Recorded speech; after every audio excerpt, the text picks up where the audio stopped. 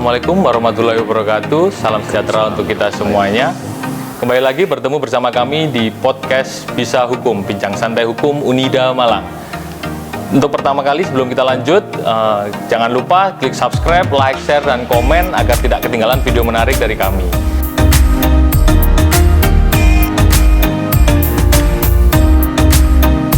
Tema yang kita angkat hari ini adalah tindak pidana pencurian dalam KUHP. Saat ini saya sudah bersama dengan narasumber kami, yaitu dosen hukum pidana sekaligus Wakil Rektor 3 Universitas Wisnuwardana Malang, Bapak Sigit Budi Santoso, SHMH.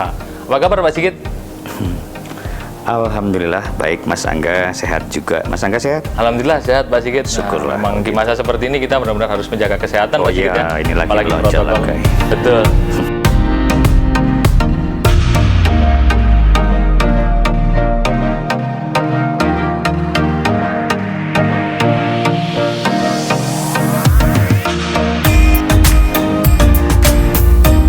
Begini Pak Sigit, tema yang kita angkat hari ini adalah tindak pidana pencurian. Ya. Yang mana di Indonesia banyak kasus terkait dengan tindak pidana pencurian ini. Mungkin bisa dijelaskan secara singkat Pak Sigit, apa sih tindak pidana pencurian ini dalam KUHP? Baik, ya. Untuk kita tahu apa itu tindak pidana pencurian, kita harus lihat ke pasal 362 ya, karena pasal 362 ini merupakan bentuk pokok dari pencurian, bentuk yang paling sederhana. Kalau kita lihat rumusan pasalnya adalah barang siapa mengambil barang yang sebagian atau seluruhnya milik orang lain dengan maksud untuk dimiliki secara melawan hukum. Nah, sekarang apa nih maksudnya dari norma pasal 362? Kita lihat unsur yang pertama, barang siapa itu ditujukan untuk subjek hukum. Subjek hukum di dalam KUHP itu hanya manusia ya. Nah, ini kan 362 dan seterusnya nanti pencurian diatur di dalam KUHP sehingga subjek hukumnya adalah manusia. Dengan demikian arti barang siapa adalah ya siapa saja, siapapun ya, siapapun tidak pandang bulu. Kemudian mengambil, unsur mengambil ini maksudnya gini, kalau dulu awal-awal pasal 362 ini, ngambil ini diartikan sebagai gerakan fisik. Nah, ada gerakan otot jari ini, misalkan nyentuh bendanya nih ya. Nah, kemudian benda ini terambil sudah ini ya. Tetapi dengan banyak kasus perkembangan berikutnya, misalkan ada orang berdiri di dekat sapi di pasar hewan misalkan, yang punya lagi makan, kemudian dia berdiri di situ, ada pembeli, dikira dia yang punya, ditawar, dia oke, terima uangnya. Nah, si orang ini kemudian ditangkap karena melakukan pencurian, padahal kan sapinya nggak dipegang sama sekali ya. Terus kemudian ada orang nyuri bensin, pakai sepeda motor orang lain tanpa izin, dipakai. Sebenarnya bensinnya kan nggak pernah disentuh sama sekali. Ya. Nah itu termasuk pencurian bensin.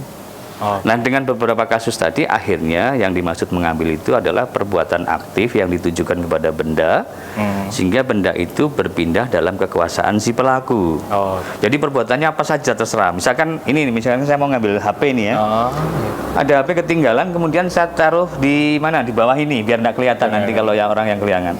Ketika saya naruh di sini, itu sudah mulai ngambil. Perbuatan ngambilnya sudah dimulai. Belum selesai. Belum selesai, masih mau dimulai Pak Sigit. Ya, nanti ketika HP itu sudah saya ambil, berada dalam kekuasaan saya ini, kekuasaan si pelaku, maka ngambilnya sudah selesai. Gitu. Kemudian barang, unsur barang. Barang dulu yang bisa jadi objek pencurian adalah barang bergerak dan barang yang berwujud. Barang tetap, benda tetap tidak bisa. Tetapi barang tidak berwujud juga tidak bisa. Jadi hanya barang bergerak dan barang berwujud saja. Namun untuk barang berwujud ini ada perkembangan setelah kasus pencurian gas. Kemudian disusul kasus listrik, pencurian listrik. Angga kan tidak pernah nih lihat bentuknya gas, bentuknya listrik seperti apa. Merasakan mungkin pernah ya, tersentuh. Tapi bentuknya kan tidak pernah, tidak berwujud soalnya. Gas juga tidak berwujud. Kita bisa cium baunya tapi kita tidak bisa melihat wujudnya. Bau itu karena dibikin sengaja bau biar tahu ada kebocoran ya. Kalau enggak, ya kita nggak ngerti apa-apa kalau itu bocor. Nah, untuk barang tidak bergerak atau benda tetap sampai saat ini tidak bisa menjadi objek pencurian. Jadi dengan perkembangannya, yang bisa jadi objek pencurian adalah barang bergerak, barang berwujud dan barang tidak berwujud. Untuk barang tetap, barang tidak bergerak tadi bisa saja jadi objek pencurian asalkan sudah dilepaskan dari bagian benda tetap. Misalkan ini bangunan nih ya, bangunan gedung ini. Orang tidak mungkin nyuri gedung, tapi kalau misalkan jendelanya dilepas atau daun pintunya dilepas, itu bisa menjadi pencurian daun jendela dan pencurian daun pintu misalkan.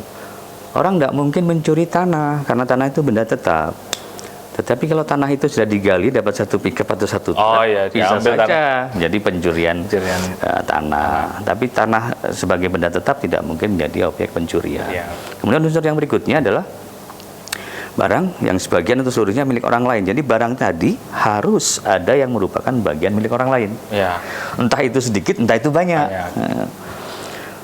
Biasanya malah sebagian besar, semuanya ya milik orang lain. Tapi ini tidak harus semuanya, bisa sedikit, bisa banyak.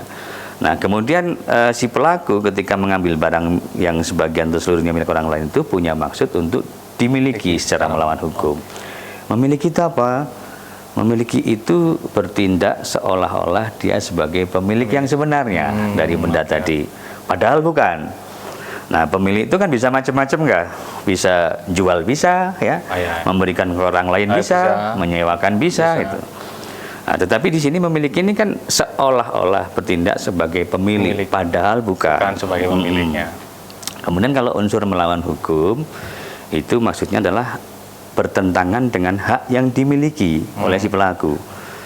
Si pelaku karena dia bukan pemilik dari barang, si pencuri ini ya, kan dia tidak punya hak untuk menggunakan barang tadi, untuk jual atau memakai sendiri atau memberikan ke orang lain, tidak punya hak. Nah, di situ melawan hukum. Nah, melawan hukum dalam pencurian memang menjadi unsur karena memang ini penting artinya nanti biar kalau ada perbuatan yang mencocoki rumusan pasal 362 tetapi tidak punya maksud melawan hukum, tidak perlu repot gitu. Kayak misalkan kita ke mall, kita datang ke sana, kita ambil swalayan, di swalayan itu ada barang-barang, itu kan barang milik orang lain. Betul, kita ambil dulu. Saya ambil kan, ini semuanya milik orang lain misalkan. Maksud saya untuk dimiliki, tetapi kalau saya bayar di kasir, maka memilikinya dengan cara yang menurut hukum, tidak melawan hukum. Tapi kalau setelah saya ngambil saya lari, ya itu melawan hukumnya. Andai melawan hukum tidak ada, jadi seperti saya jadi repot berurusan. Iya, Pak. Gitu ibaratnya ngambil di barang di swalayan sudah dianggap memiliki barang orang lain, dan unsurnya sudah terpenuhi. Sudah terpenuhi. Makanya melawan hukum itu ada di unsur pasal 362. Sehingga nanti juga jaksa harus membuktikan. Terus kemudian pencurian itu apa saja? Ada beberapa macam bentuk pencurian. Tadi yang saya sampaikan bentuk pokok, bentuk yang paling sederhana ya dari pencurian, paling simpel lah gitu. Nah kemudian bentuk yang lainnya adalah curat. Curat itu pencurian dengan pemberatan. Jadi kalau Angga mungkin melihat di media massa ada istilah curat, itu berarti pencurian dengan pemberatan. Kemudian bentuk yang ketiga adalah pencurian ringan, curing gitu ya, pencurian ringan. Dan yang bentuk yang berikutnya adalah curas. Ini pencurian dengan kekerasan. Dan yang terakhir dari tentang pencurian ini dalam KUHP adalah pencurian dalam kalangan keluarga. Jadi ada beberapa bentuk dari pencurian. Berarti banyak juga Pak Sigit ya macam-macamnya daripada pencurian ini. Ya, lumayan. Mungkin kita bisa kaji lebih dalam Pak Sigit bagaimana sih arti dari macam-macam yang ada pencurian ringan, ada pencurian dengan kekerasan, itu mungkin bisa dijelaskan lebih dalam Pak Sigit. Ya, baik. Jadi saya katakan ada curat, ada pencurian ringan, ada curas, ada pencurian dalam keluarga. Curat itu diatur di dalam pasal 363 KUHP ya. Pencurian dengan pemberatan. Ini bentuknya ada 5 macam. Yang pertama, kalau yang dicuri itu ternak. Ternak. Ya. Jadi ternak itu merupakan hal yang memberatkan dalam pencurian. Pengertian ternak di sini tidak sama dengan pengertian ternak pada umumnya di masyarakat. Di masyarakat misalkan ada ternak lele, ternak perkutut gitu ya, ternak jangkrik, macam-macam lah ya. Semua bisa diternak. Iya, semua bisa diternak ya, kenari dan sebagainya. Tetapi untuk ternak ini sudah ada penafsiran otentiknya, definisi otentiknya di dalam KUHP itu sendiri, bahwa yang dimaksud ternak adalah hewan yang berkuku satu, memamah biak, dan babi. 3 kriteria itu. Jadi kayak misalkan ternak lele kan tidak mungkin masuk ke kriteria ini, meskipun masyarakat menganggap ternak. Lele jelas bukan hewan yang berkuku satu, tidak memamah biak juga, dan sudah pasti bukan bentuk babi. Ya, betul. Ya, jadi sehingga kalau ada orang mencuri lele nggak kena 363 ya karena tidak termasuk pengertian ternak, meskipun masyarakat menganggap itu ternak lele. Yang kedua adalah pencurian ketika pada saat melakukan pencurian itu dilakukan dalam kondisi musibah atau bencana. Misalkan ada letusan gunung berapi, ada banjir, gempa bumi dan sebagainya. Ini juga merupakan hal yang memberatkan. Yang ketiga, bentuk dari curatnya adalah pencurian yang dilakukan pada waktu malam hari dalam sebuah rumah atau pekarangan tertutup yang ada rumahnya. Nah, ini juga termasuk curat ya. Bentuk yang keempat dari curat itu adalah pencurian yang dilakukan oleh 2 orang atau lebih secara bersekutu, bekerjasama. Bersekutu itu bekerjasama. Dan yang kelima, bentuk yang kelima dari curat adalah pencurian yang untuk masuknya ke tempat pencurian tadi atau untuk sampainya kepada barang yang dicuri dengan cara merusak, membongkar, memanjat, memakai anak kunci, gitu, memakai anak kunci palsu, memakai surat perintah palsu, memakai pakaian jabatan palsu, itu semuanya merupakan bentuk curat yang kelima gitu. Kemudian kalau pencurian ringan, tadi saya sampaikan ada pencurian ringan, itu diatur dalam pasal 364.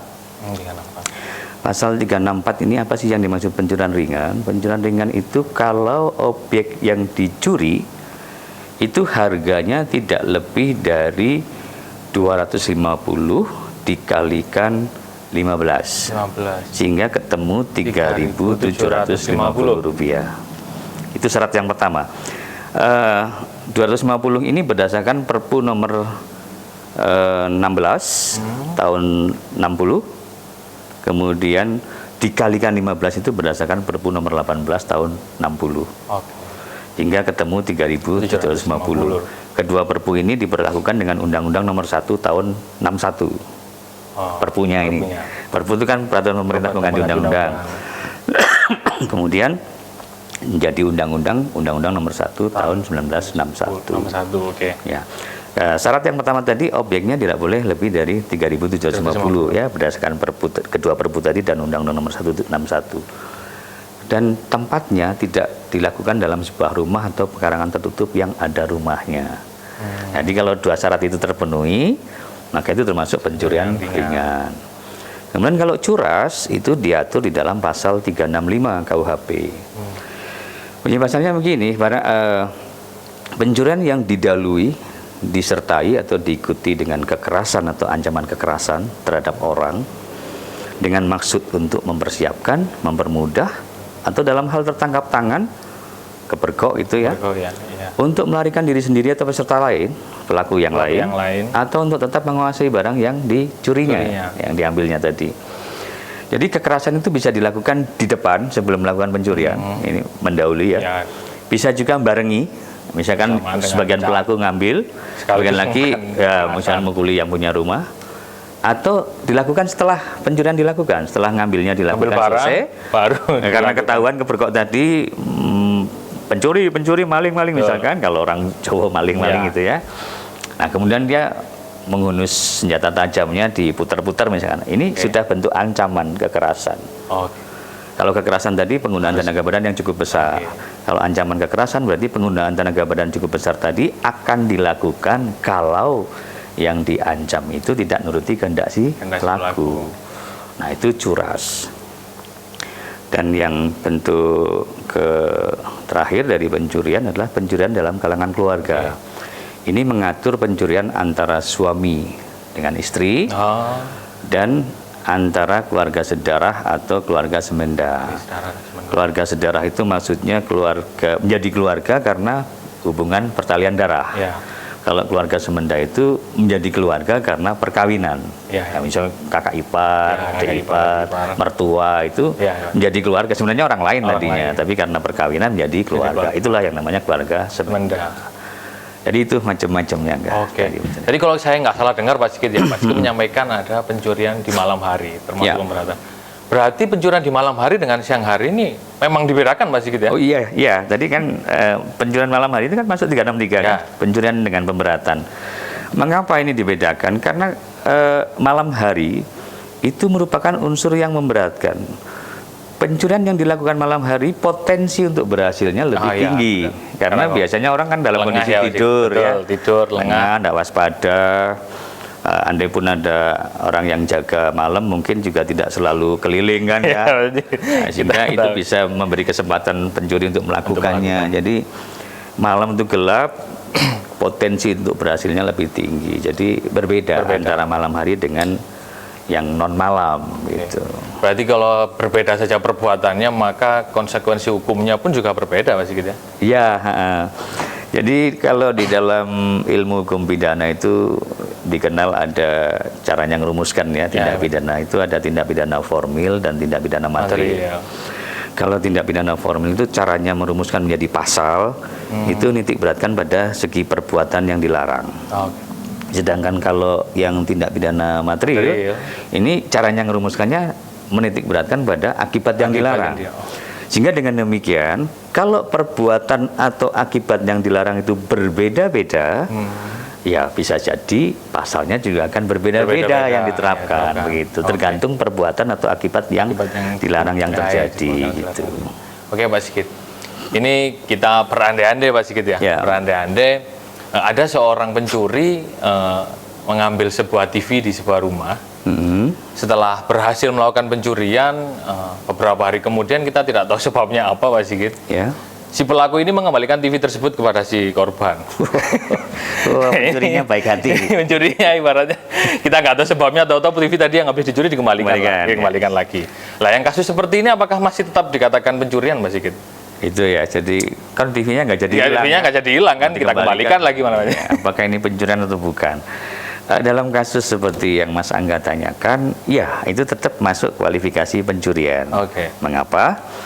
Karena tadi di unsur mengambil, perbuatan ngambil itu sudah selesai kalau barang itu sudah berpindah dalam kekuasaan si pelaku. TV tadi sudah terambil oleh si pelaku. Nah, kemudian mungkin dapat hidayah ya mungkin ya. Beberapa hari tadi dapat hidayah. Pikir-pikir, oh kasihan ini korban, dapat hidayah dikembalikan. Tapi ngambilnya kan sudah selesai. Sudah selesai. Nah, jadi tetap kena pencurian. Perkara nanti ngambilnya itu mengembalikan TV yang diambil itu di persidangan bisa saja dipertimbangkan sebagai hal yang meringankan oleh hakim. Tapi tetap kena pencurian. Atau mungkin bisa kena percobaan, Pak Sigit, karena kan sejatinya TV yang tadi diambil kan tidak jadi hilang. Ya otomatis mungkin bisa dikenakan percobaan dan mungkin hukuman ancaman pidananya kan juga lebih rendah. Dianggap pencobaan tuh mengambil TV. Mungkin masyarakat nganggap begitu ya. Ini kan nggak jadi hilang nih, berarti kan cuma nyoba nyuri. Nyoba dikembalikan. Ya nggak begitu kan. Di dalam hukum pidana itu konsep percobaan ada diatur sendiri di dalam pasal 53 KUHP. Unsurnya itu ada 3 percobaan. Yang pertama itu adanya niat untuk berbuat jahat.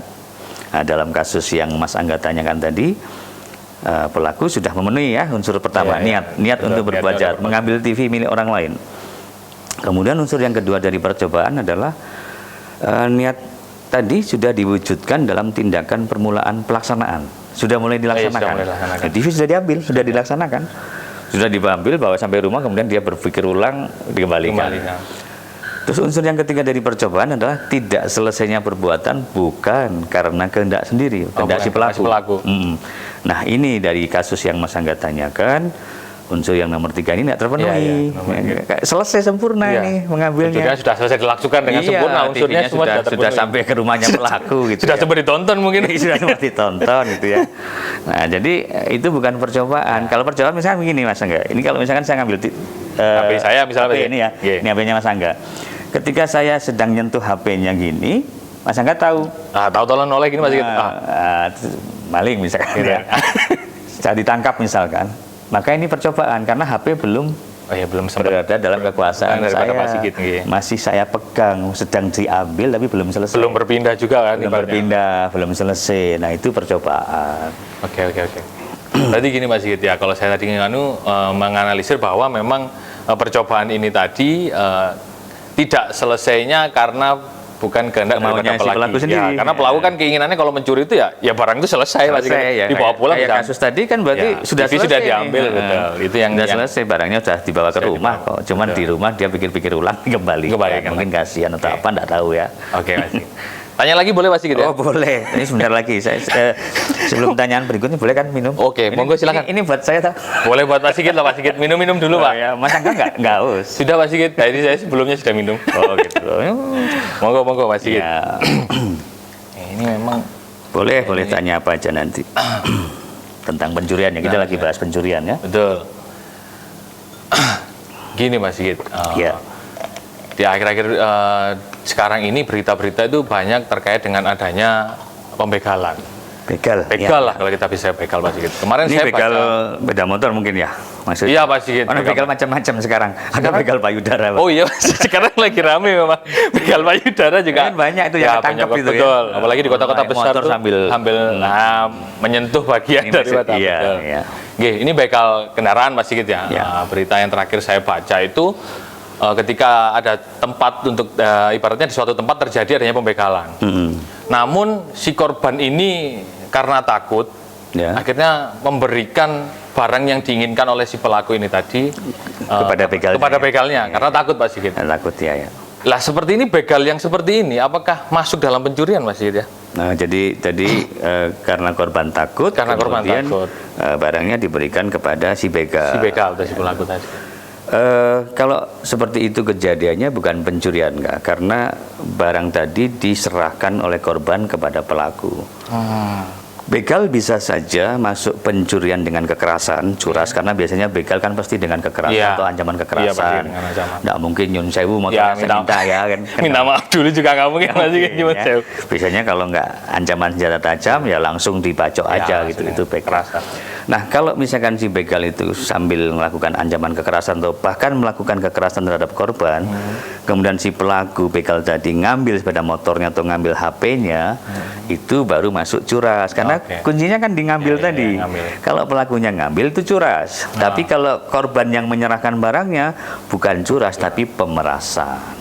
Itu bedanya di situ. Berarti dibedakan dari cara memperolehnya Pak Sigit. Ya, seperti tadi kan saya katakan ada tindak pidana formil dan material. Perbuatan dan akibat yang dilarang berbeda, ya pasalnya bisa beda juga. Jika beda-beda Pak Sigit ya.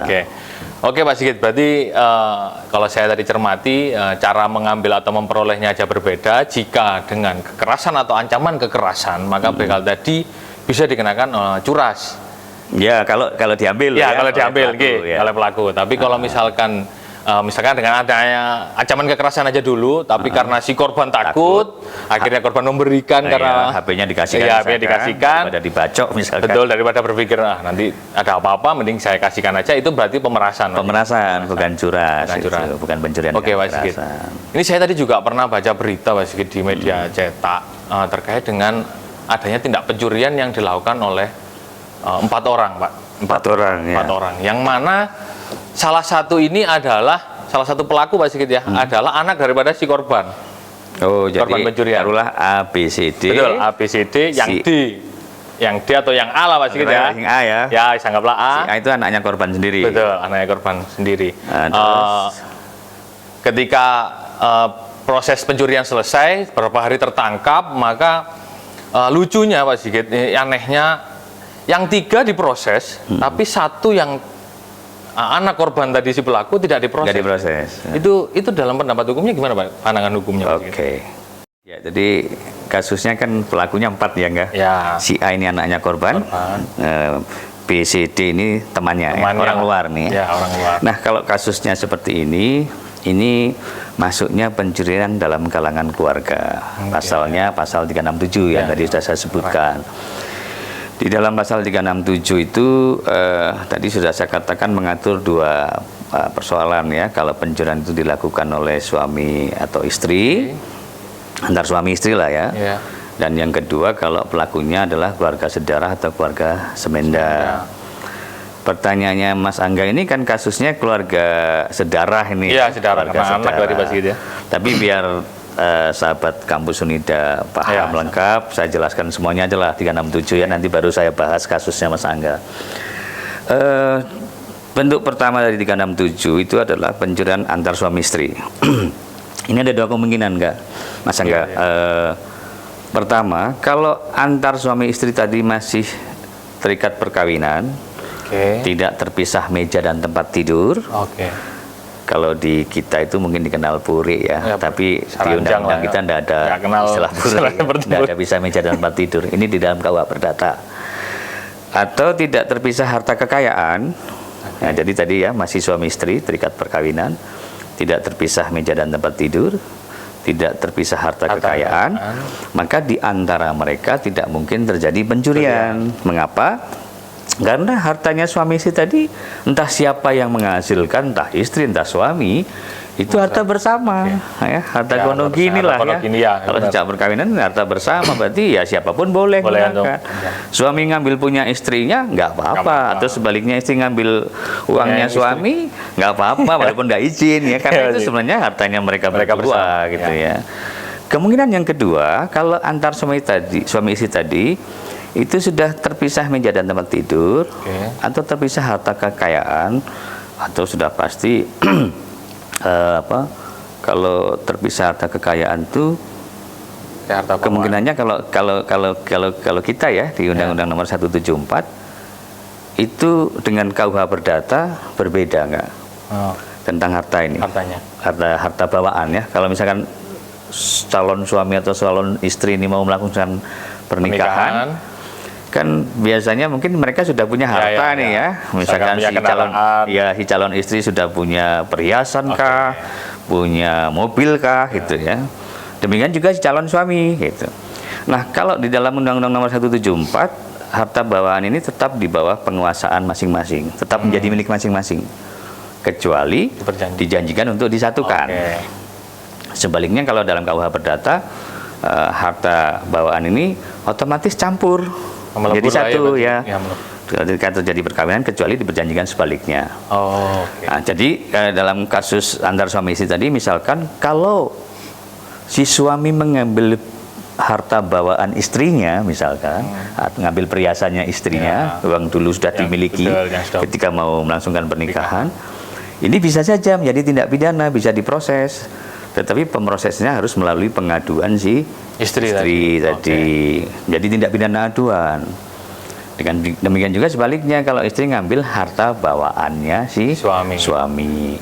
Atau bukan harta bawaan juga bisa. Misalkan setelah langsungkan perkawinan, ada kalanya kan si istri atau suami tadi dapat harta warisan misalkan orang tuanya meninggal misalkan. Nah, harta warisan ini juga menjadi milik masing-masing, bukan harta bersama, meskipun diperoleh setelah perkawinan terjadi. Nah, kalau yang diambil di harta warisan ya tetap bisa menjadi tindak pidana pencurian, bisa, tapi melalui pengaduan si istri atau si suami yang jadi korban. Atau yang jadi korban. Nah, sekarang kembali ke pertanyaannya Mas Angga tadi, kasusnya Mas Angga. Ini kan pelakunya kan anak nih, yang satu nih, si A ini. Nah, ini juga merupakan tindak pidana aduan. Nah, 367 ini tindak pidana aduannya tindak pidana aduan yang relatif. Maksudnya relatif ini penuntutannya bisa dipilih-pilih. Karena orang mengadukan dalam tindak pidana aduan relatif itu sebenarnya mengadukan pelakunya, bukan mengadukan kejahatannya atau tindak pidananya. Kalau tindak pidana aduan absolut itu baru mengadukan kejahatannya, sehingga semua pelakunya pasti akan dituntut kalau aduannya aduan absolut. Tapi 367 itu merupakan tindak pidana aduan relatif, jadi penuntutannya bisa dipilih-pilih. Nah, karena ternyata dalam kasus yang Angga tanyakan itu ternyata nggak diproses, maka kemungkinannya orang tuanya tidak mengadukan anaknya. Itu boleh-boleh saja gitu. Aduan relatif tadi pasti ya, karena dia bisa milih-milih mau diadukan atau enggak gitu. Karena si A nggak diadukan, anaknya nggak diadukan, otomatis kasus pencuriannya si A nggak bisa diproses. Karena untuk bisa memproses tindak pidana aduan harus ada pengaduan yang diajukan. Sementara untuk si temannya, si B, C, D ini, tindak pidana aduan relatif itu kan sebenarnya dalam kondisi yang normal, dalam kondisi yang biasa, itu merupakan tindak pidana biasa, Mas Angga. Kalau tindak pidana biasa itu untuk pemrosesan penuntutannya cukup berdasarkan laporan. Tapi kalau tindak pidana aduan itu harus ada pengaduan. Memang ada bedanya nih antara laporan dengan aduan. Perlu saya jelaskan nggak nih? Ya monggo silakan Mas Sigit. Biar saja ya, biar sekalian teman-teman bisa tahu. Jadi orang kadang ngomong laporan, ngomong aduan, tapi kadang nggak paham. Nggak paham apa arti laporan. Jadi kan memang ada perbedaan. Kalau laporan itu pemberitahuan kepada pihak yang berwajib tentang telah, sedang, atau akan terjadinya tindak pidana. Sedangkan kalau aduan dari pengertiannya adalah pemberitahuan kepada pihak yang berwajib tentang telah dan sedang. Akannya tidak terjadinya tindak pidana aduan dengan permintaan agar pelakunya dituntut. Itu dari segi pengertiannya. Kalau dari segi siapa yang berhak mengajukan, kalau laporan itu bisa siapa saja asal melihat sendiri, menyaksikan sendiri, ngalami sendiri, mendengar sendiri, boleh melaporkan. Tapi kalau aduan hanya orang-orang tertentu yang sudah disebutkan secara tegas di dalam undang-undang yang punya hak untuk mengadu. Jadi misalkan meskipun ada orang banyak tahu peristiwanya, tapi kalau itu tindak pidana aduan dan orang-orang banyak tadi tidak termasuk orang yang berhak mengadu, maka ya tidak bisa diproses kasusnya meskipun mereka melaporkan orang banyak. Betul. Meskipun mereka mendengar juga dan menyaksikan ya. Tapi karena ini taruhlah misalnya kayak kasus zina misalkan, itu tindak pidana aduan absolut ya. Kalau suami istri yang dirugikan tidak mengadukan ya tidak bisa diproses meskipun mungkin zinanya ditangkap bareng-bareng. Ya Pak RT atau warga-warga ramai-ramai. Itu kan berarti menyaksikan banyak nih. Yang mengalami menyaksikan sendiri, melihat sendiri banyak. Bisa saja mereka lapor pada pihak yang berwajib, tetapi pihak yang berwajib tidak akan memproses kasusnya kalau istri atau suami yang berzina tadi tidak mengadukan. Jadi itu bedanya dari siapa yang berhak mengajukan. Kalau laporan bisa siapa saja. Kalau aduan hanya orang-orang tertentu. Orang-orang tertentu ini sudah disebutkan secara tegas di dalam undang-undang. Kemudian dari tenggang waktunya mengajukan, ini juga ada bedanya.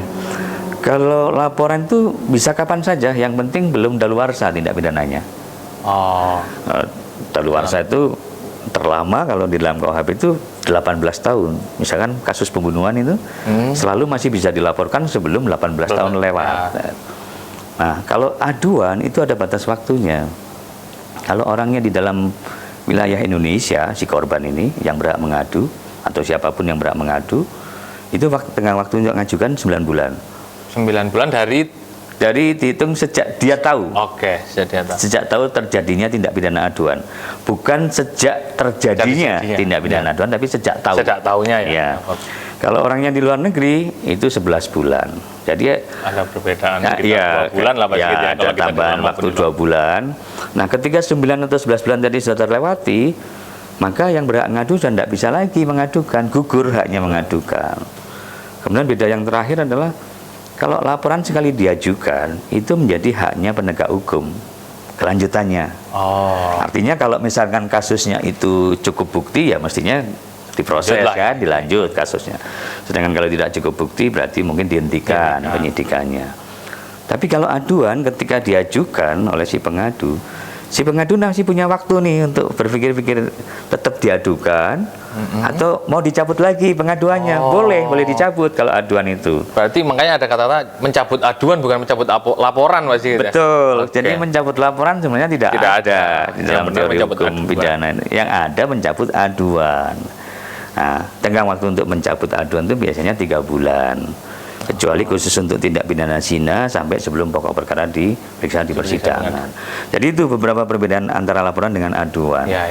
Nah, kembali ke kasus yang ditanyakan Mas Angga tadi, karena BCD ini kan orang biasa nih, bukan hubungan keluarga, nggak ada keluarga saudara maupun semenda, maka menjadi tindak pidana biasa. Siapapun kalau yang tahu peristiwanya bisa melaporkan dan akan diproses ketika buktinya cukup. Tapi khusus untuk si anak dari korban, si A ini tergantung korban mengadu ndak, orang tuanya mengadukan ndak. Kalau mengadukan akan diproses, kalau tidak ya tidak. Tiga tadi temannya. Jadi bukan di situ kemudian ada pilih kasih ndak, karena memang aturan hukumnya begitu. Oke. Berarti kalau saya bisa jelaskan ke teman-teman sahabat Unida sedikit bahwasanya untuk kasus yang tadi si pelaku yang termasuk anak daripada si korban tadi tidak diadukan itu karena memang bentuknya adalah aduan relatif untuk yang satu tadi. Betul, karena ada hubungan sedarah daripada si korban. Kebetulan keluarga sedarah. Anak kan? Anak. Keluarga sedarah itu garis lurus dan garis menyimpang kan? Bisa garis lurus, bisa garis menyimpang. Untuk garis lurus itu tanpa batas nggak? Jadi misalkan anak mencuri punya orang tuanya, cucu mencuri punya mbahnya, cicit dan seterusnya, itu selalu menjadi tindak pidana aduan. Tapi kalau untuk yang garis menyimpang itu sampai derajat kedua. itu mesti menjadi tindak pidana aduan. Tapi mulai derajat ketiga itu sudah tindak pidana biasa, bukan aduan lagi. Nah, dalam kasus itu kan anak kan, anak itu berarti keluarga sedarah, garisnya lurus, derajatnya ke satu dari orang tua ke anak. Iya. Oke Pak Sigit, ini saya juga baca lagi beberapa bulan terakhir kalau nggak salah, atau ada memang kasusnya ini juga pernah terjadi, udah lama Pak Sigit, tapi beberapa bulan terakhir itu juga terjadi. Kasus ini sempat viral, yang mana seorang nenek ini Pak Sigit, seorang nenek yang sudah tua, nenek tersebut mencuri kakao, ada kasus yang kakao, ada yang singkong, ada yang ranting Pak Sigit. Nenek ini mencuri itu tetap dipidana Pak Sigit, diproses, padahal tujuannya simpel Pak Sigit, hanya untuk menyambung kehidupan lah daripada si nenek ini. Seperti ini banyak menjadi polemik di masyarakat terkait dengan, ada yang ngomong kepastian, ada yang ngomong keadilan. Nah ini gimana Pak Sigit? Ya memang beberapa waktu yang lalu sempat viral banyak kasus nyuri semangka, nyuri semangka, kanting gitu. Itu nilainya kan tidak seberapa tetapi kalau kita kembali ke pasal 364 tadi, pencurian ringan, itu kan batasnya kan 3.750. Iya. Taruhlah dalam kasus pencurian semangka, satu semangka itu kan harganya mungkin paling tidak 25.000 30.000. Ya, segitu Pak Sigit ya. Sepanjang objeknya itu harganya lebih dari 3.750, tentu saja itu menjadi tindak pidana pencurian biasa. 362. Ya. Nah, 362 itu ancaman pidananya 5 tahun. 5 tahun. Berarti si pelaku bisa ditahan dan hakim juga bisa memutuskan pidana dari minimal 1 hari sampai 5 tahun maksimal. Nah, memang dalam kasus-kasus semacam itu ada beberapa sebagian masyarakat yang menganggap cuma nyuri gitu aja kok diproses, cuma dihukum sampai berbulan-bulan ya. Yang lain-lain yang mencuri miliaran macam-macam lah ya. Itu sebagian masyarakat beranggapan begitu, tapi sebagian masyarakat lain juga ya sudah seharusnya diproses gitu karena itu pencurian. Jadi kalau kembali ke 364 memang itu masuk kualifikasi pencurian ringan. Kalau 3750 selebihnya pasti paling tidak 362. Berarti tergantung tadi harga kakaonya berapa, harga singkongnya berapa ya. Kalau melebihi dari itu berarti pencurian biasa. Memang Mahkamah Agung sudah mengeluarkan Perma ini nomor 2 tahun 2012 ya. Perma ini untuk tindak pidana ringan yang tadi 250 itu dijadikan 2.500.000. Berarti dikalikan 10.000 ya. Jadi untuk pencurian ringan, penipuan ringan, penggelapan ringan, dan pokoknya yang ringan-ringan itu kan terbaca 250 objek kerugiannya, nilai kerugiannya di KUHP.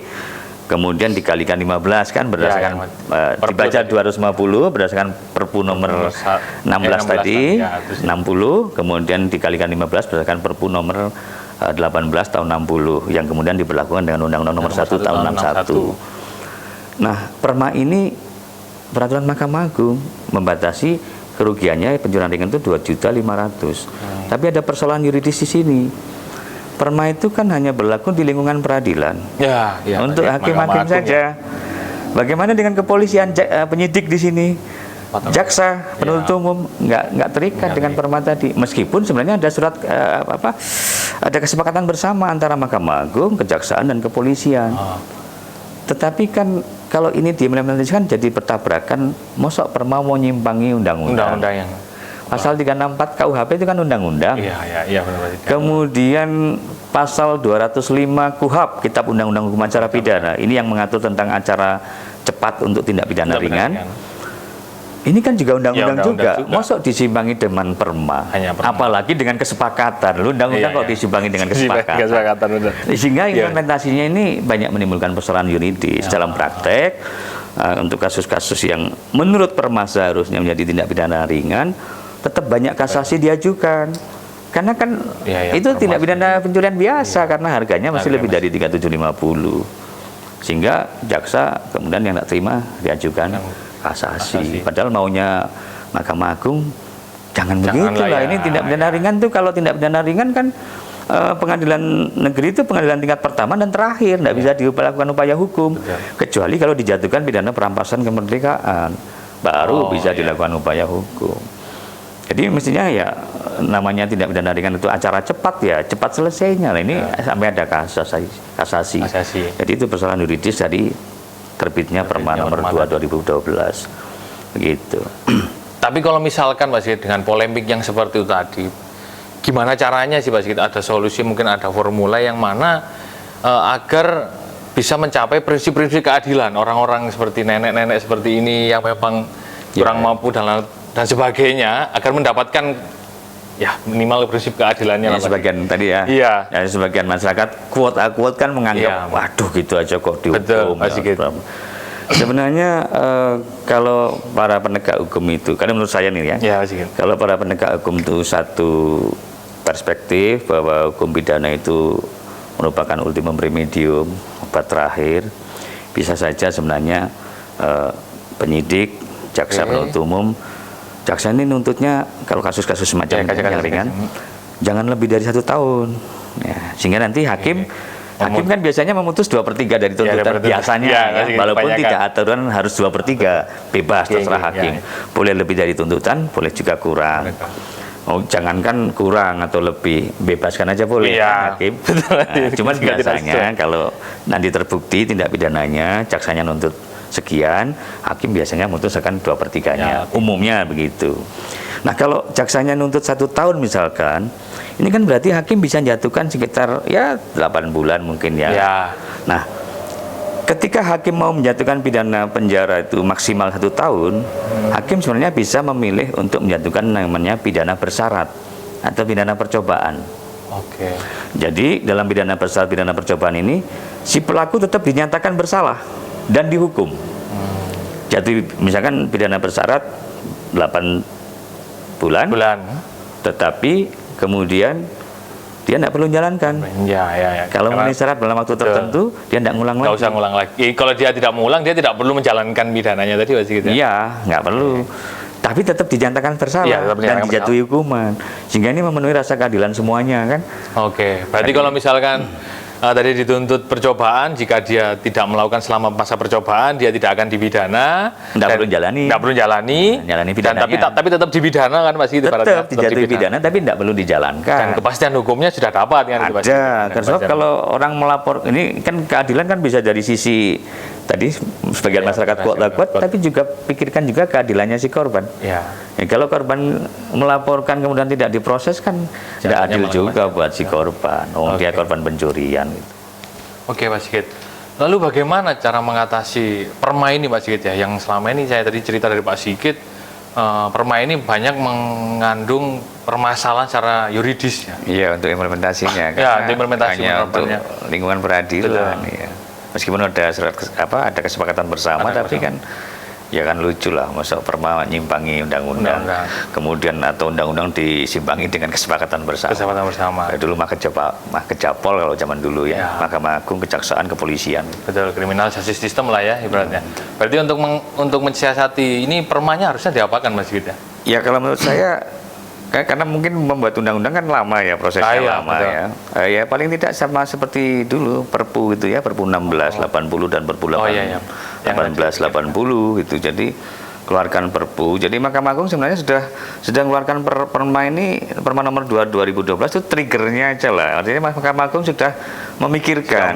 Harusnya ditindaklanjuti dengan Perpu kalau memang perlu cepat kan. Perpu ini kan bisa dibuat dengan cepat karena yang membuat kan eksekutif. Ya, eksekutif gitu. Tanpa harus beratnya melibatkan DPR lah Pak Sigit, karena kan kalau kita lihat DPR lebih cepat prosesnya daripada membuat undang-undang. Sedangkan kasus-kasus seperti ini kan juga memang membutuhkan aturan yang harusnya lebih cepat lah kita buat Pak Sigit ya. Wah, terasa Pak Sigit ya. Kalau Perpu itu kan pangkatnya sama nggak dengan undang-undang? Perpu sama. Jadi bisa nyimpangi. Nggak menyimpangi seperti Perma tadi lah Pak Sigit. Iya, Perma di bawahnya kan lex superior derivat lex inferior. Wah, terima kasih banyak Pak Sigit ya. Kita mendapatkan ilmu yang banyak, mulai dari pengertian daripada pencurian sampai jenis-jenisnya, macam-macamnya. Semoga ini dapat bermanfaat bagi sahabat-sahabat Unida Malang. Amin. Terima kasih atas waktunya Pak Sigit. Sama-sama, terima kasih Mas Angga. Sehat selalu Pak Sigit. Amin, Mas Angga juga. Untuk teman-teman sahabat Unida, jangan lupa subscribe, like, komen, dan share agar tidak ketinggalan video-video menarik dari kami. Akhir kata, wassalamualaikum warahmatullahi wabarakatuh.